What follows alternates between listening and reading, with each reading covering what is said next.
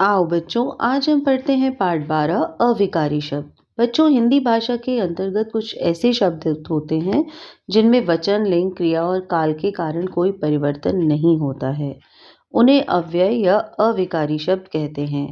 अविकारी शब्दों के भेद हैं क्रिया विशेषण, संबंध बोधक, समुच्चय बोधक और विस्मयादि बोधक। क्रिया विशेषण: हिरन तेज दौड़ता है, माताजी अंदर बैठी हैं, सीमा अभी लौटी है। ऊपर दिए गए वाक्यों में आए शब्द तेज, अंदर और अभी यह बता रहे हैं कि क्रिया कैसी हो रही है और कहाँ हो रही है, कब हो रही है। ये शब्द क्रिया की विशेषता प्रकट कर रहे हैं। इन्हें क्रिया विशेषण कहते हैं।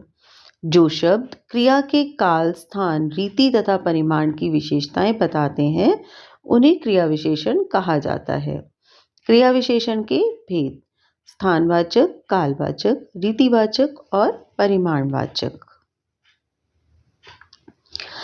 स्थानवाचक क्रिया विशेषण: जो शब्द क्रिया के स्थान संबंधी विशेषता का बोध कराते हैं, उन्हें स्थानवाचक क्रिया विशेषण कहते हैं। जैसे निकट, पास, बाहर, भीतर, यहाँ, वहाँ, जहाँ, ऊपर, नीचे, दाएं, बाएं, आगे, पीछे आदि। बच्चे बाहर खेल रहे हैं। आयुष, यहीं बैठकर पढ़ो। इधर उधर मत जाओ। श्रीमती तिवारी नीचे बैठी हैं। इन वाक्यों में बाहर, यहीं, इधर उधर और नीचे क्रिया के स्थान का बोध कराते हैं, अतः ये शब्द स्थानवाचक क्रिया विशेषण है। दूसरा है कालवाचक क्रिया विशेषण। जिस क्रिया विशेषण से के क्रिया के होने या क्रिया के करने के समय का पता चलता है, उन्हें कालवाचक क्रिया विशेषण कहते हैं। जैसे आज, कल, परसों, प्रातः, शाम, पहले, बाद में, लगातार, कभी कभी आदि। वह हमेशा रोता रहता है। मैं स्कूल से अभी आया हूँ। मैं रोज व्यायाम करता हूँ। इन वाक्यों में हमेशा, अभी, रोज शब्दों से क्रिया के काल का समय बोध हो रहा है, अतः ये शब्द कालवाचक क्रिया विशेषण है। तीसरा है रीतिवाचक क्रिया विशेषण। जिस क्रिया विशेषण से क्रिया होने की रीति या ढंग का पता चलता है, उन्हें रीतिवाचक क्रिया विशेषण कहते हैं। जैसे कछुआ धीरे धीरे चलता है, घोड़ा तेज दौड़ता है, आयुष ध्यानपूर्वक पढ़ता है। धीरे धीरे, तेज, ध्यानपूर्वक शब्द क्रिया के होने की रीति या विधि बताते हैं, अतः ये रीतिवाचक क्रिया विशेषण है। चौथा है परिमाणवाचक क्रिया विशेषण। जो शब्द क्रिया की मात्रा या परिमाण का बोध कराते हैं, उन्हें परिमाणवाचक क्रिया विशेषण कहते हैं। जैसे ग्लास में दूध आधा भरा है, थोड़ा खाओ, खूब चबाओ, कम बोलो। इन वाक्यों में आधा, थोड़ा, खूब, कम शब्द क्रिया की मात्रा या परिमाण बताते हैं, अतः ये शब्द परिमाण क्रिया विशेषण कहलाते हैं। तो बच्चों, इस तरह से हमने सीखा कि जो शब्द क्रिया की विशेषता बताते हैं, उन्हें क्रिया विशेषण कहते हैं। जो शब्द क्रिया के होने की रीति या विधि बताते हैं कि क्रिया कैसे हो रही है, उसे रीतिवाचक क्रिया विशेषण कहते हैं। जो शब्द क्रिया का स्थान बताते हैं, उन्हें स्थानवाचक क्रिया विशेषण कहते हैं। जो शब्द क्रिया की मात्रा या परिमाण का बोध कराते हैं, उन्हें परिमाणवाचक क्रिया विशेषण कहते हैं। और जो शब्द क्रिया के होने का समय का बोध कराते हैं, उन्हें कालवाचक क्रिया विशेषण कहते हैं।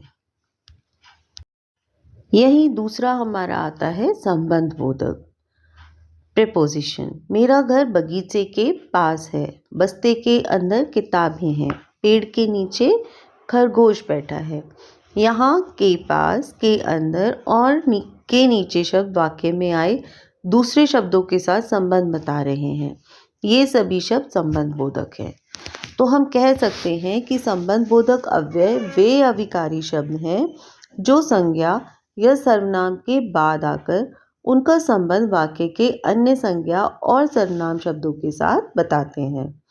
इनके साथ कोई ना कोई उपसर्ग का, के, की अवश्य आते हैं। जैसे नेहा माँ के साथ बाजार गई है, मेरे घर के सामने आयुष का घर है, अंशु ने संगीता के लिए सेब खरीदा, बस्ते के अंदर पुस्तक है। तो यहाँ के साथ, के सामने, के लिए, के अंदर आदि शब्द संज्ञा शब्दों के साथ आए हैं। ये शब्द मूलतः दो संज्ञा सर्वनाम रूपों के मध्य संबंध का बोध करा रहे हैं, इसलिए ये संबंध बोधक अव्यय कहलाते हैं। तो इस तरह बच्चों हमने सीखा कि वाक्य में आए दो संज्ञा अथवा सर्वनाम शब्दों में संबंध बताने वाले शब्द संबंध बोधक अव्यय कहलाते हैं। संबंध बोधक शब्दों में पहले पर्सन की आवश्यकता रहती है। तीसरा है समुच्चय बोधक। नमन और रमन सगे भाई हैं। मेरे पेट में दर्द है इसलिए खाना नहीं खाऊंगा। बल्ला ले लो या गेंद। इन वाक्यों में आए शब्दों और इसलिए तथा या पर ध्यान दो। ये शब्द या तो दो शब्दों को, दो वाक्यों या दो वाक्यांशों को मिला रहे हैं। इन शब्दों को योजक या समुच्चय बोधक अव्यय कहते हैं।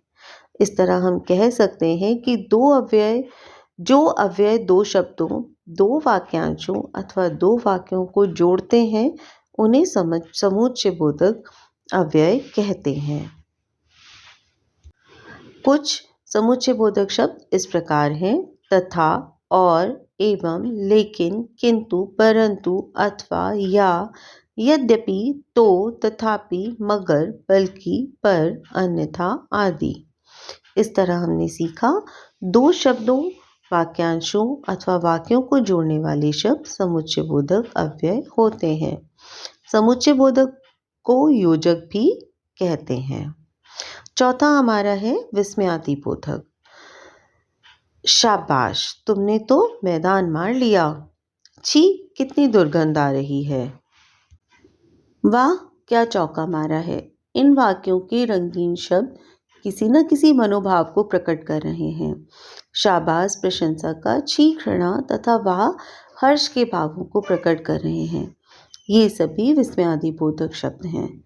अतः हम कह सकते हैं कि जो अव्यय शब्द विस्मय, हर्ष, शोक, घृणा आदि तीव्र मनोभावों को व्यक्त करते हैं उन्हें विस्मयादि बोधक अव्यय कहते हैं।